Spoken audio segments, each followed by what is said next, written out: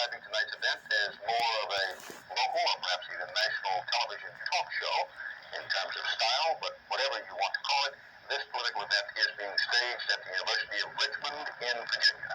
The format includes a moderator approved by the candidates. The candidates and their co-workers have plenty of say over moderators, panelists, and format. Part of the night is to include questions from an audience described officially as undecided voters. In theory, the candidates will have more opportunity this time to mix it up. You may note that they will be on stools.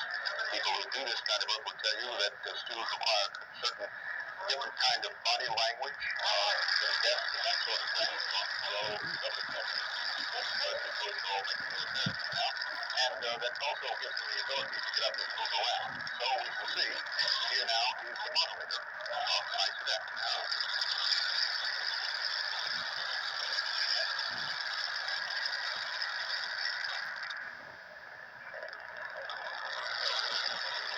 Good evening and welcome to the second of three presidential debates between the major candidates for President of the United States.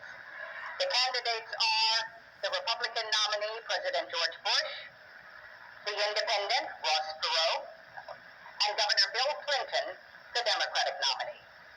My name is Carol Simpson, and I will be the moderator for tonight's 90-minute debate, which is coming to you from the campus of the University of Richmond in Richmond, Virginia.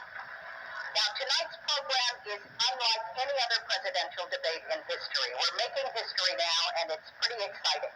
An independent polling firm has selected an audience of 209 uncommitted voters from this area. The candidates will be asked questions by these voters on a topic of their choosing, anything they want to ask about. My job as moderator is to take care of the questioning, ask questions myself if I think there needs to be continuity and balance, and sometimes I might ask the candidates to respond to what another candidate may have said. Now, the format has been agreed to by representatives of both the Republican and Democratic campaigns. And there is no subject matter that is restricted. Anything goes. We can ask anything.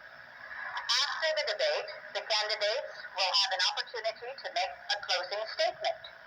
So, President Bush, I think you said it earlier, let's get it on. Let's go. And I think the first question is over here. Yes, I'd like to direct my question to Mr. Perot.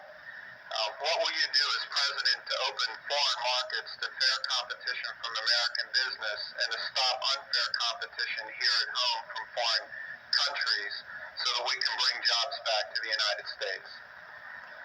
That's right at the top of my agenda. We've shipped millions of jobs overseas, and we have a strange situation because we have a process in Washington where after you've served for a while, you cash in, become a foreign lobbyist, make $30,000 a month, then take a leave, work on presidential campaigns, make sure you got good contacts, and then go back out.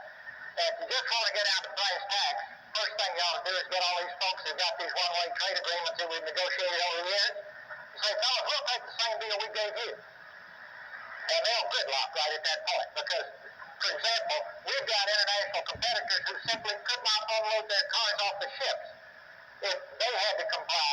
You see, if it was a two-way street, just couldn't do it.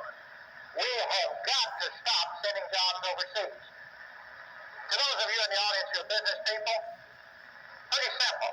You're paying $12, $13, $14 an hour for factory workers, and you can move your factory south of the border, pay $1 an hour for labor, hire a young 20, that's assuming you've been in business for a long time, you've got a mature workforce. Pay $1 an hour for your labor, have no health care, that's the most expensive single element, making a car, have no environmental controls, no pollution controls, and no retirement, and you don't care about anything but making money, there will be a giant sucking sound going south. So, if the people send me to Washington, the first thing I'll do is study that 2,000-page agreement and make sure it's a two-way street.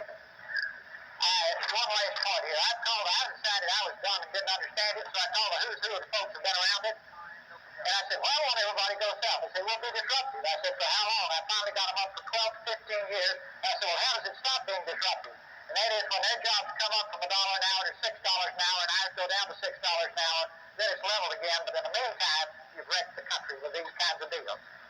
We've got to cut it out. Thank you, Mr. Perot. I see that the president has stood up, so he must have something to say about this.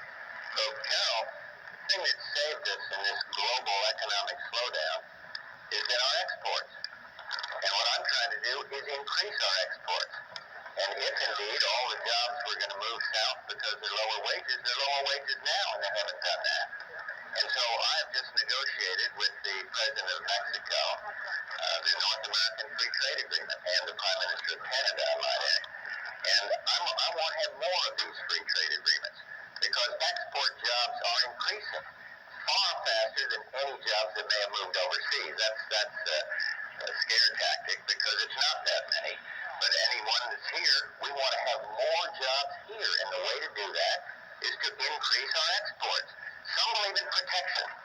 I don't. I believe in free and fair trade, and that's the thing that saved us. And so I will keep on as president trying to get a successful conclusion to the GATT round, the big Uruguay round of trade, which will really open up markets for our agriculture particularly.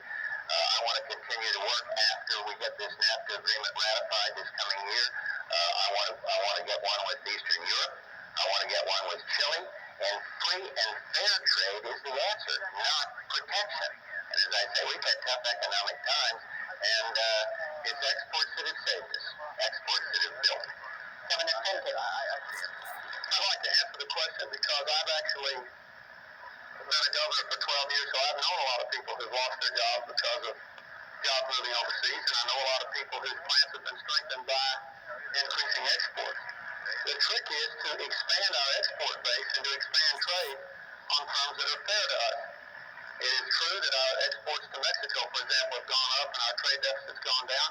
It's also true that just today a record high trade deficit was announced with Japan. So what is the answer? Let me just mention three things very quickly. Number one, make sure that other countries are as open to our markets as our markets are to them. And if they're not, have measures on the books that don't take forever today to implement. Number two, change the tax code. There are more deductions in the tax code for shutting plants down and moving overseas than there are for modernizing plant and equipment here. Our competitors don't do that. Emphasize and subsidize modernizing plant and equipment here, not moving plants overseas. Number three, stop the federal government program that now gives low-interest loans and job training funds to companies that will actually shut down and move to other countries, but we won't do the same thing for plants that stay here. So more trade, but on fair terms, and favor investment in America. Thank you. I think we have a question over here. In the real world, that is outside of Washington, D.C., compensation and achievement are based on goals defined and achieved. The deficit is my question is about the deficit. Would you define in specific dollar goals how much you would reduce the deficit in each of the 4 years of a Clinton administration, and then enter into a legally binding contract with the American people that if you did not achieve those goals, that you would not seek a second term? Answer yes or no, and then comment on your answer, please. No, and here's why. And I'll tell you exactly why. Because the deficit now has been building up for 12 years. I'll tell you exactly what I think can be done. I think we can bring it down by 50% in 4 years and grow the economy. Now, I could get rid of it in 4 years, in theory, on the books now, but to do it, you'd have to raise taxes too much and cut benefits too much to people who need them, and it would even make the economy worse. Mr. Perot will tell you, for example, that the expert he hired to analyze his plan says that it will bring the deficit down in 5 years, but it will make unemployment bad for 4 more years. So my view is, sir, you have to increase investment, grow the economy, and reduce the deficit by controlling health care costs, prudent reductions in defense, cuts in domestic programs, and asking the wealthiest Americans and foreign corporations to pay their fair share of taxes, and investing and growing this economy. I ask everybody to look at my economic ideas. 9 Nobel Prize winners and over 500 economists and hundreds of business people, including a lot of Republicans, said this is the way you got to go. If you don't grow the economy, you can't get it done. But I can't foresee all the things that will happen, and I don't think the president should be judged solely on the deficit. Let me also say, we're having an election today. You'll have a shot at me in 4 years. You can vote me right out if you think I've done a lousy job. And I would welcome you to do that. Mr. President. So, is here, because I don't see how you can grow the deficit down by raising people's taxes. You see, I don't think the American people are taxed too little. I think they're taxed too much. I went for one tax increase. I want to make a mistake. I admit it. That wasn't the right thing to do. Governor Clinton's program wants to tax more and spend more. $150 billion in new taxes. Spend another 220. I don't believe that's the way to do it. Here's some things that'll help. Give us a balanced budget amendment. He always talks about Arkansas having a balanced budget, and they do. But he has a balanced budget amendment. Have to do it. I'd like the government to have that. And I think it would discipline not only the Congress, which needs it, but also the executive branch. I'd like to have what 43 governors have, the line item veto. So if the Congress can't cut, and we've got a reckless spending Congress, let the president have a shot at it by wiping out things that are pork barrel or something of that nature. I'd propose another one. Some sophisticates think it may be a little gimmicky. I think it's good.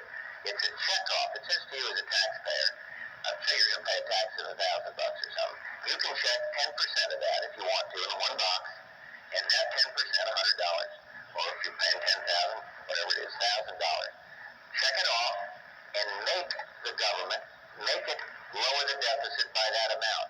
And if the Congress won't do it, if they can't get together and negotiate how to do that, then you'd have a sequester across the board. You'd exempt Social Security. I don't want to tax or touch Social Security. I'm the president that said, hey, don't mess with Social Security, and we haven't. So I believe we need to control the growth of mandatory spending. Back to this gentleman's question, that's the main growing thing in the budget.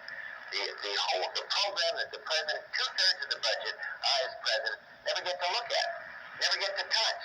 We've got to control that growth through inflation and population increase, but not raise taxes on the American people. Now, I just don't believe that would stimulate any kind of growth at all. How about you, Mr. Perot? Well, with $4 trillion in debt, we're going into debt an additional $1 billion, a little more than $1 billion every working day of the year.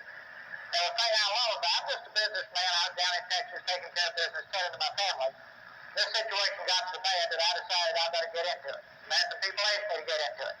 But I just find it fascinating that while we sit here tonight, we will go into debt an additional $15 million in an hour and a half.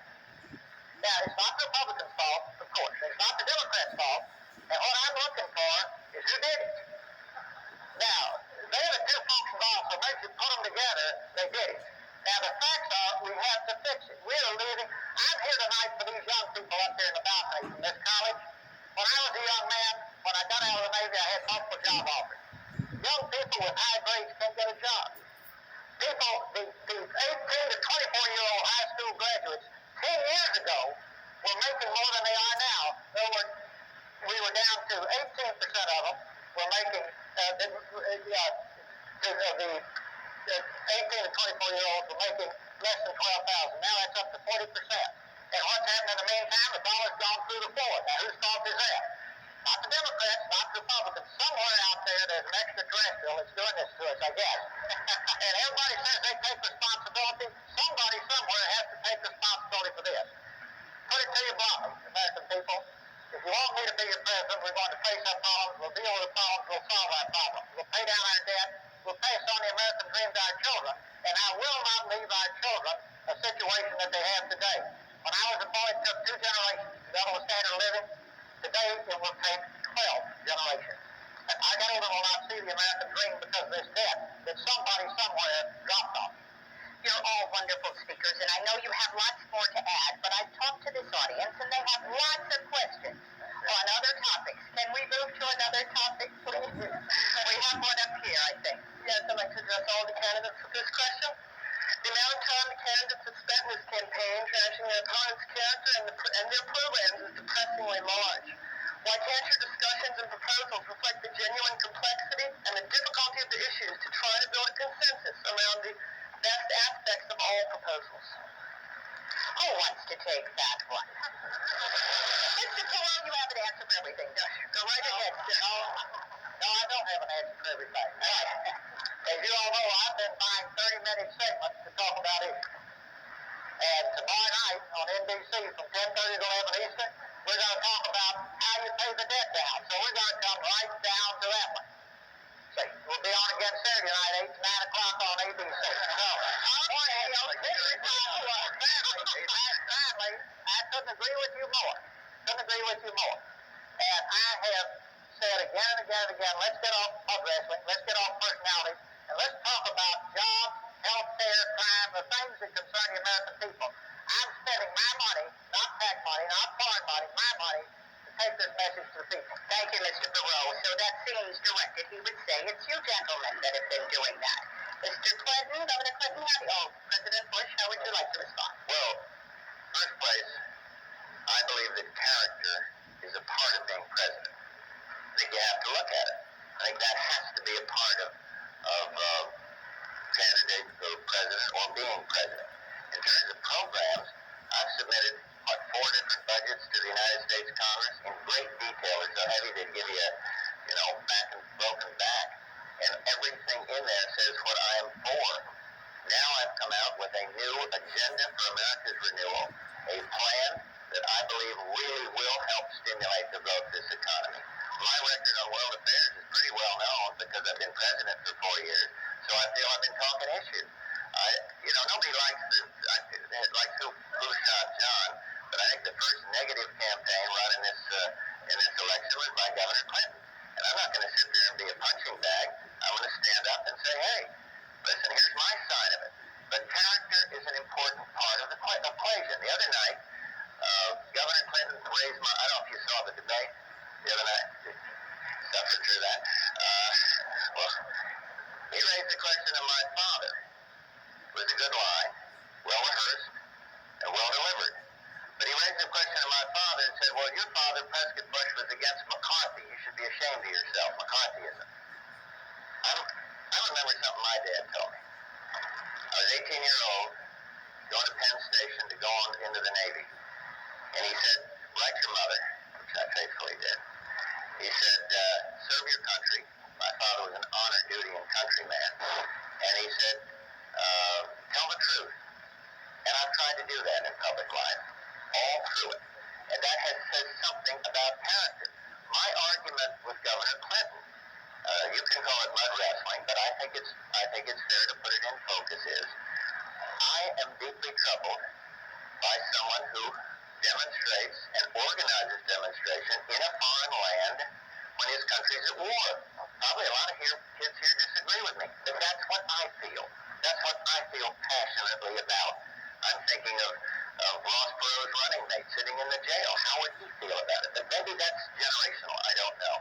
But the big argument I have with the governor on this is this taking different positions on different issues, trying to be one thing to one person here that's opposing the NAFTA agreement and then for it, what we call waffling. And I do think that you can't turn the White House into the Waffle House. You got to say what you're for. And you got to, President, I'm getting time cues. Don't with all me. I don't want to. No, go ahead, William. I get wound up because if you don't know. Let me say first of all to you that I believe so strongly in the question you asked that I suggested this format tonight. I started doing these formats a year ago in New Hampshire. And I found that we had huge crowds because all I did was let people ask questions and I tried to get very specific answers. I also had a program starting last year. I've been disturbed by the tone and the tenor of this campaign. Thank goodness the networks have a fact check so I don't have to just go blue in the face anymore. Mr. Bush said once again tonight I was going to have a $150 billion tax increase when Mr. Quayle said that. All the networks said that's not true. He's got over $100 billion of tax cuts and incentives. So I'm not going to take up your time tonight, but let me just say this. We'll have a debate in 4 days and we can talk about this character thing again. The Washington Post ran a long editorial today saying they couldn't believe Mr. Bush was making character an issue, and they said he was the greatest, quote, political chameleon for changing his positions of all time. Now, I don't want to get into that. Let's don't, you don't have to believe that. Here's my point. I'm not interested in his character. I want to change the character of the presidency. And I'm interested in what we can trust him to do, and what you can trust me to do, and what you can trust Mr. Perot to do for the next 4 years. So I think you're right, and I hope the rest of the night belongs to you. I talked to this audience before you gentlemen came, and I asked them about how they felt about the tenor of the campaign. Would you like to let them know what you thought about that when I said, are you pleased with how the campaign's been going? Who wants to say why you don't like the way the campaign is going? We have a gentleman back here. Forgive the notes here, but I'm showing on camera. The focus of my work as a domestic mediator is meeting the needs of the children that I work with by way of their parents and not the wants of their parents.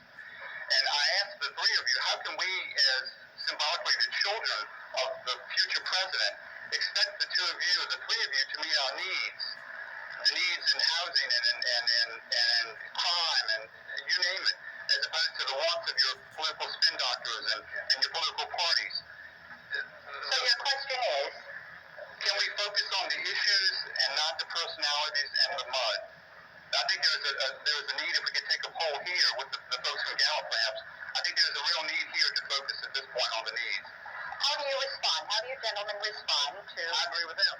Let's do it. Let's do it. Let's talk about programs for children. Yeah. Could we cross our hearts? It sounds silly here, but could we make a commitment?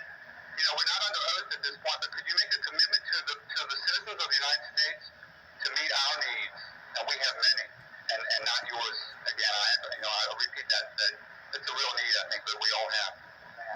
It depends how you define it. I mean, I think in general, let's talk about these issues. Let's talk about the programs. But in the presidency, a lot goes into it. Caring goes into it. That's not particularly specific. Strength goes into it. That's not specific. Standing up against aggression. That's not specific in terms of a program. This is what a president has to do. So in principle, I'll take your point and think we ought to discuss child care or whatever else it is.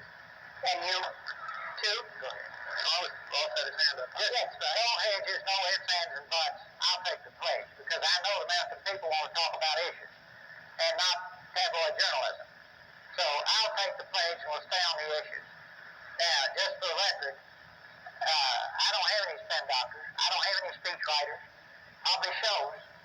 I make those charts you see on television. Now, but you don't have to wonder if it's me talking. Hey, what you see is what you get. If you don't like it, you got two other choices, right? But wait a minute, I want to say just one thing now, Ross, in fairness. The ideas I expressed are mine. I've worked on these things for 12 years, and I'm the only person up here that hasn't been part of Washington in any way for the last 20 years. So I don't want the implication to be that somehow everything we say just cooked up and put in our head by somebody else. I worked 12 years very hard as a governor on the real problems of real people. I'm just as sick as you are by having to wake up and figure out how to defend myself every day. I never thought I'd ever be involved in anything like this. Yes, you make this. Very briefly. Yes, very briefly. I don't have any foreign money in my campaign. I don't have any foreign lobbyists on leave in my campaign. I don't have any PAC money in my campaign. I got 5.5 million hardworking people who put me on the ballot, and I belong to them. Okay. If they are interested in what you're interested in, I take the pledge. I've already taken the pledge on cutting the deficit in half. I never got to say that. There's a great young group, Leader League, college students, young people, who don't want us to spend their money. I took the pledge, we'd cut it out. Thank you. I have a question here. Yes, I would like to get a response from all three gentlemen. And the question is, what are your plans to improve the physical infrastructure of this nation, which includes the water system, the sewer system, our transportation system, etc.? Thank you. The cities. It's going to fix the cities, and how? Be glad to take a shot at it. Please. I'm not sure that, and I can understand if you haven't seen this, because there's been a lot of hue and cry. We passed this year the most farthest looking transportation bill in the history of this country since Eisenhower started the interstate highway. $150 billion for improving the infrastructure. That happened when I was president. And so I'm very proud of the way that came about. And I think it's a very, very good beginning. Like Mr. Perot, I am concerned about the deficits. And $150 billion is a lot of money. But it's awful hard to say we're going to go out and spend more money when we're trying to get the deficit down. But I would cite that as a major accomplishment. We hear all the negatives.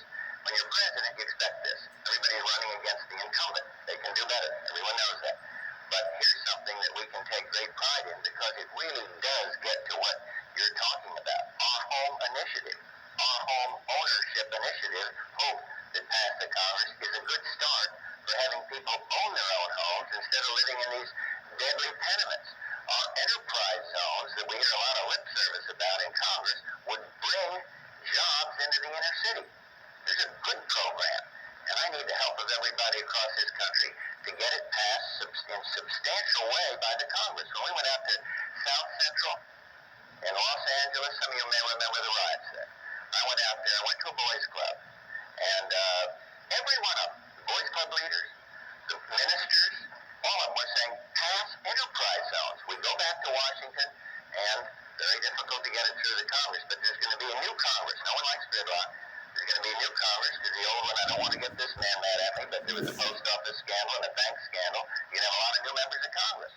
And then you can sit down and say, help me do what we should for the cities, help me pass these programs. Mr. President, aren't you threatening to veto the bill, the urban aid bill that included enterprise zones? Sure, but the problem is you get so many things included in a great big bill that you have to look at the overall good. That's the problem with our system. If you had a line item veto, you could knock out the pork, you could knock out the tax increases, and you could do what the people want, and that is create enterprise zones. Governor Clinton, you're chomping at the bit. That bill pays for these urban enterprise zones by asking the wealthiest Americans to pay a little more, and that's why he wants to veto it. Just like he vetoed an earlier bill this year. This is not mudslinging, this is fact slinging. A bill earlier this year, this is fact, that would have given investment tax credits and other incentives to reinvest in our cities and our country, but it asked the wealthiest Americans to pay a little more. Mr. Perot wants to do the same thing. I agree with him. I mean, we agree with that. Let me tell you specifically what my plan does.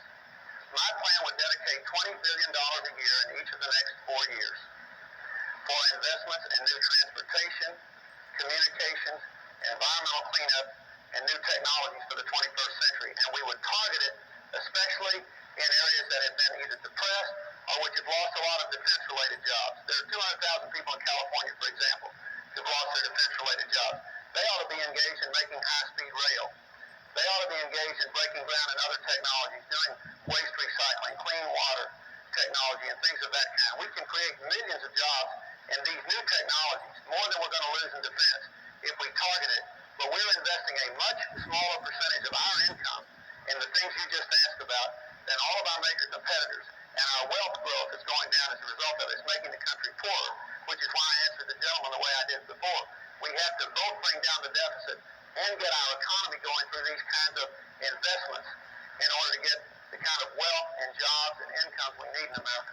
Mr. Perot, what about your plans for the cities? You want to tackle the economy and the deficit first. First, you got to have money to pay for these things. So you've got to create jobs. There are all kinds of ways to create jobs in the inner city. Now, I'm not a politician, but I think I could go to Washington in a week and get everybody holding hands and get this bill signed, because I talked to the Democratic leaders and they want it. I talked to the Republican leaders and they want it.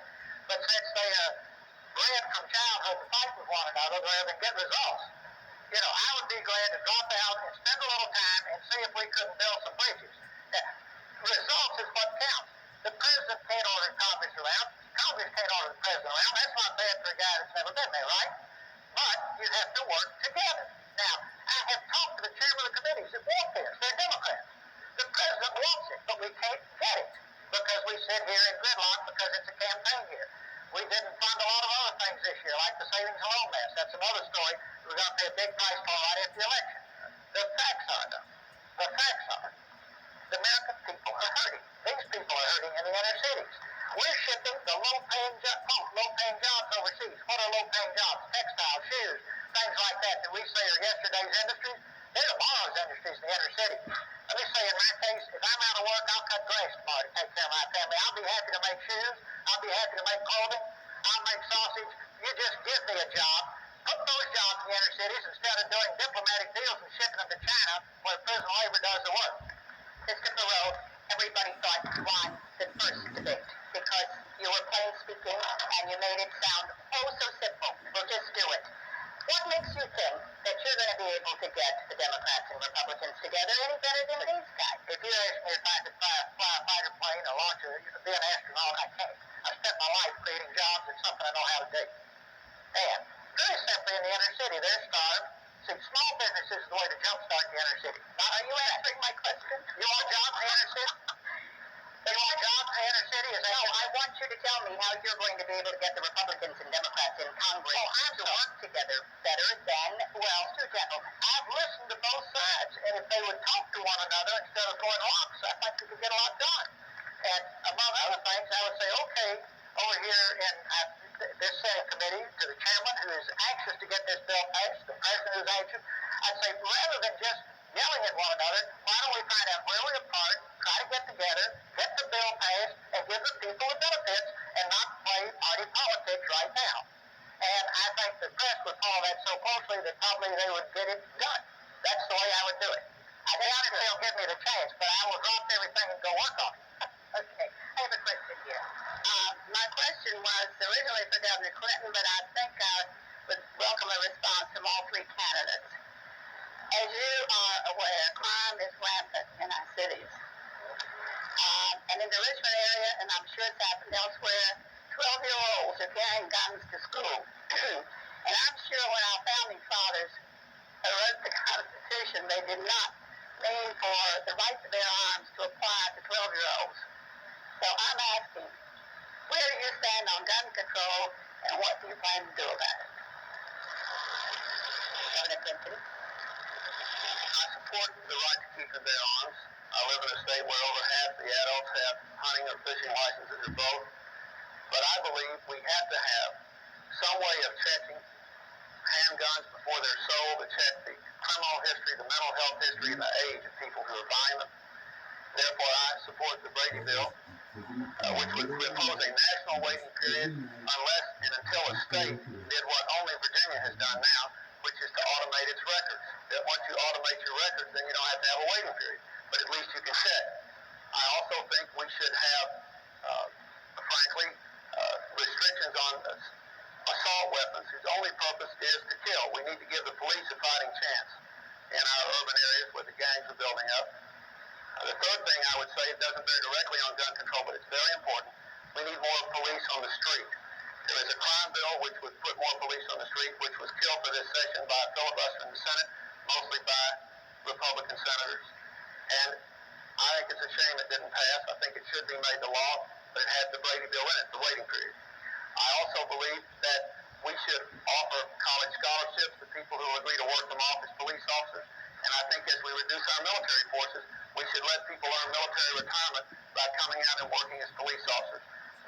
30 years ago, there were 3 police officers on the street for every crime. Today, there are 3 crimes for every police officer. In the communities which have had real success, putting police officers near schools where kids carry weapons to get the weapons out of the school, or on the same blocks, you've seen crime go down. In Houston, there's been a 15% drop in the crime rate in the last year because of the work the mayor did there in increasing the police force. So I know it can work. I've seen it happen. Thank you. President Bush? I think you put your finger on a major problem. I talked about strengthening the American family. And it's very hard to strengthen the family if people are scared to walk down to the corner store and, send their kid down to get a loaf of bread. It's very hard. I have been fighting for very strong anti-crime legislation. Habeas corpus reform, so you don't have these endless appeals. So when somebody gets sentenced, hey, this is for real. I've been fighting for changes in the exclusionary rules, so if an honest cop stops somebody and makes a technical mistake, the criminal doesn't go away. I'll probably get into a fight in this room with some, but I happen to think that we need stronger death penalties for those that kill police officers. Virginia's on the lead in this, as Governor Clinton properly said, on this identification system for firearms. I am not for national registration of firearms. Some of the states that have the toughest anti-gun laws have the highest levels of crime. I am for the right, as the governor says. I'm a sportsman, and I don't think you ought to eliminate all kinds of weapons. But I was not for the bill that he was talking about because it was not tough enough on the criminal. I'm very pleased that the Fraternal Order of Police in Little Rock, Arkansas endorsed me because I think they see I'm trying to strengthen the anti-crime legislation. We've got more money going out for local police than any previous administration. So we've got to get it under control. And there's one last point I'd make. Drugs. We have got to win our national strategy against drugs, the fight against drugs. And we're making some progress, doing a little better on interdiction. We're not doing as well amongst the people that get to be habitual drug users. The good news is, and I think it's true in Richmond, teenage use is down of cocaine substantially, 60% in the last couple of years. So we're making progress, but until we get that one done, we're not going to solve the neighborhood crime problem.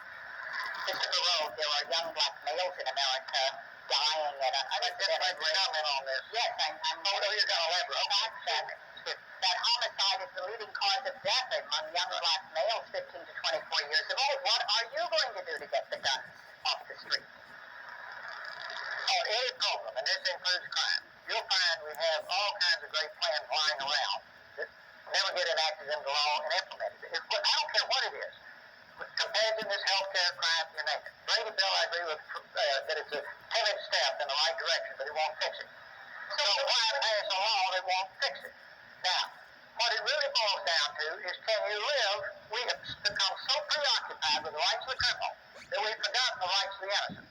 And in our country, we have evolved to a point where we've put millions of innocent people in jail because you go to the poor neighborhoods and they put bars on their windows and bars on their doors and put themselves in jail to protect the things that they acquired legitimately.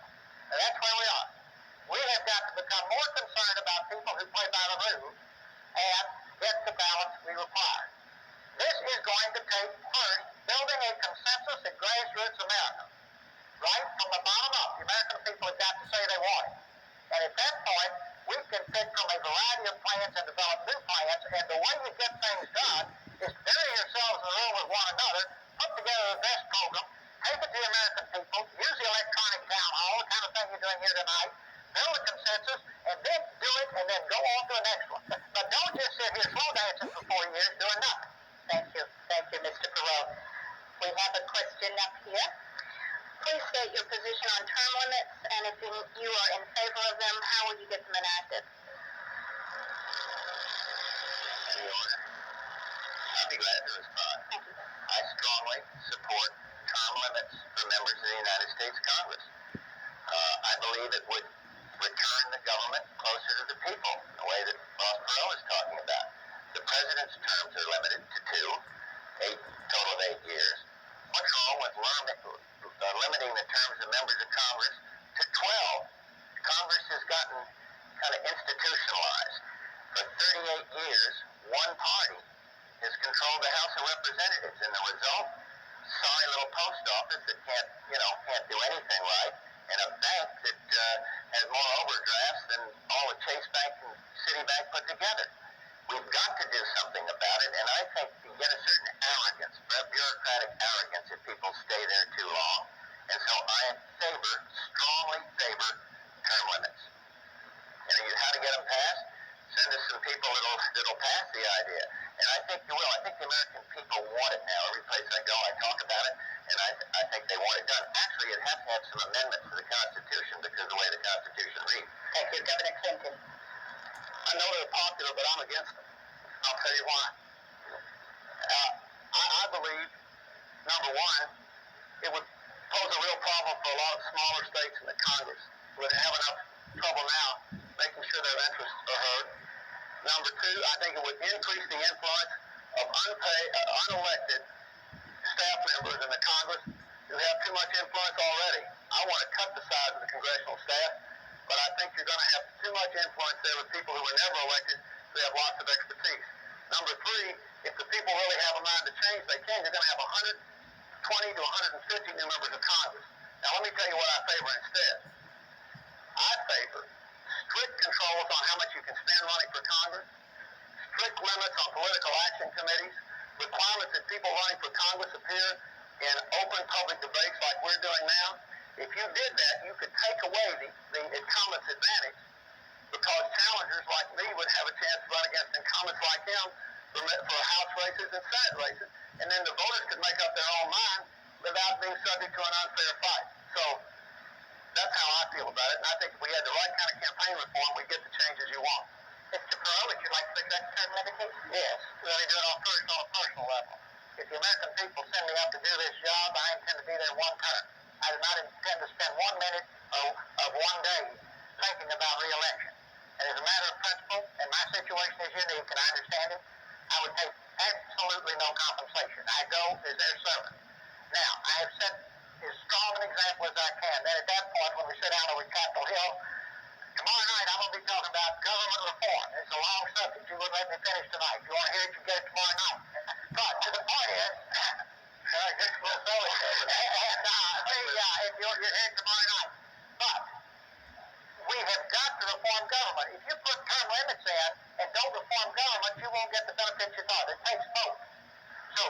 to do the reform and the term limits, and after we reform it, it won't be a lifetime career opportunity. Good people will go serve and then go back to their homes and not become farm lobbyists and cash in at $30,000 a month and then take time off to run some president's campaign. They're all nice people. They're just in a bad system. I don't think they're any villains, but boy, is the system up. Thank you very much. We have a question over here. I'd like to ask Governor Clinton, do you attribute the rising cost of health care to the medical profession itself, or do you think the problem lies elsewhere? And what specific proposals do you have to tackle this problem? I've had more people talk to me about their health care problems, I guess, than anything else. All across America. You know, people who've lost their jobs, lost their businesses, had to give up their jobs because of sick children. So let me try to answer you in this way. Let's start with the premise. We spend 30% more of our income than any nation on earth on health care. And yet we insure fewer people. We have 35 million people without any insurance at all. I see them all the time. 100,000 Americans a month have lost their health insurance just in the last 4 years. If you analyze where we're out of line with other countries, you come up with the following conclusions. Number one, we spend at least $60 billion a year on insurance, administrative costs, bureaucracy, and government regulation that wouldn't be spent in any other nation. So we had to have, in my judgment, a drastic simplification of the basic health insurance policies of this country. Be very comprehensive for everybody. Employers would cover their employees, government would cover the unemployed. Number two, I think you have to take on specifically the insurance companies and require them to make some significant change in the way they rate people in big community pools. I think you have to tell the pharmaceutical companies they can't keep raising drug prices at 3 times the rate of inflation. I think you have to take on medical fraud. I think you have to help doctors stop practicing defensive medicine. I've recommended that our doctors be given a set of national practice guidelines, and that if they follow those guidelines, that raises the presumption that they didn't do anything wrong. I think you have to have a system of primary preventive clinics in our inner cities and our rural areas so people can have access to health care. The key is to control the cost and maintain the quality. To do that, you need a system of managed competition where all of us are covered in big groups and we can choose our doctors and our hospitals along a wide range, but there's an incentive to control costs. And I think there has to be, I think Mr. Perot and I agree on this, there has to be a national commission of healthcare providers and healthcare consumers that sets ceilings to keep health costs in line with inflation plus population growth.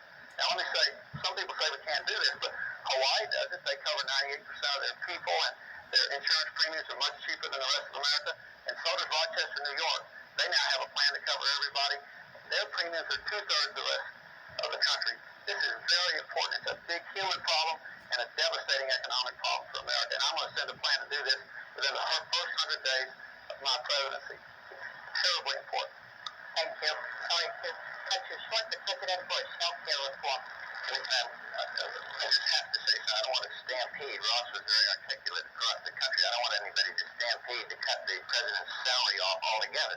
Barbara's sitting over here. And but what I have proposed, 10% cut, downsize the government, and we can get that done. She asked the question, I think, is whether the health care profession was to blame. No. One thing to blame is these malpractice lawsuits. They are breaking the system.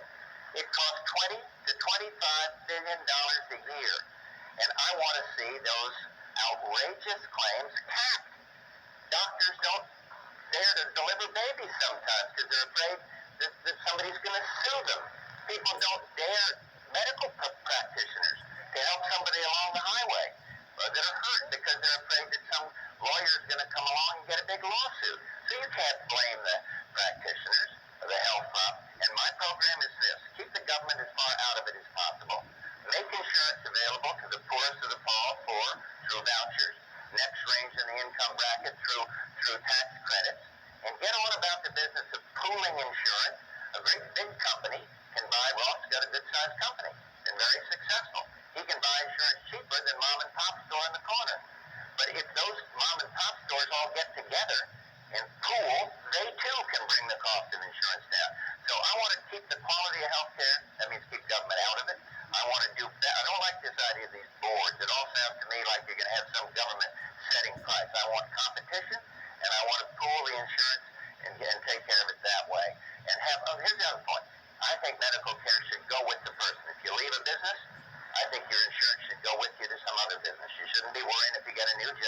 as to whether that's going to, and part of our plan is to make it what they call portable. Big word, but that means if you're working for the Jones Company, you go to the Smith Company, your insurance goes with you. I think it's a good program. I'm really excited about getting it done, too. Mr. Perot, we have the most expensive health care system in the world. 12% of our gross national product goes to health care. Our industrial competitors who are beating us in competition spend less and have better health care. Japan spends well over 6% of its gross national product. Germany spends 8%. It's fascinating. You bought a front row box seat and you're not happy with your health care. And you're saying, Mike, we've got bad health care, but very expensive health care. Folks, here's why. Go home and look in the mirror. You own this country, but you have no voice in it the way it's organized now. And if you want to have a high-risk experience comparable to bungee jumping, go into Congress sometime when they're working on this kind of legislation, when the lobbyists are running up and down the halls. Wear your safety toe shoes when you go. And as a private citizen, believe me, you are looked on as a major nuisance. The facts are you now have a government that comes at you. You're supposed to have a government that comes from you. Now, there are all kinds of good ideas, brilliant ideas, terrific ideas on health care. None of them ever get implemented because, let me give you an example. Senator runs every 6 years. He's got to raise $20,000 a week to have enough money to run. Who's he going to listen to, us? Or the folks running up and down the aisles with money, the lobbyists, the PAC money? He listens to them. Who do they represent? Health care industry, not us. Now, you've got to have a government that comes from you again. You've got to reassert your ownership in this country, and you've got to completely reform our government. And at that point, they'll just be like apples falling out of a tree. The programs will be good because the elected officials will be listening to. I said the other night I was all ears, and I would listen to any good idea. I think we ought to do plastic surgery on a lot of these guys so that they're all ears too and listen to you. Then you get what you want, and shouldn't you? You pay for it. Why shouldn't you get what you want?